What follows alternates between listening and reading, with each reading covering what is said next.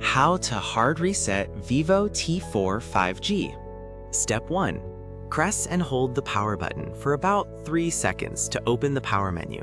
Step 2. Select power off and your device will shut down shortly. Step 3. Press and hold both the power button and the volume up button simultaneously. Further guide is available in the description below.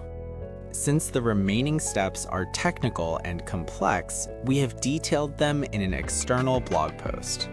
Make sure the device has at least 50% battery or remains connected to power during the hard reset. After the hard reset finishes, disconnect any cables and let the phone sit for 30 to 60 seconds before use. Open the link in the description to continue and finish the hard reset process.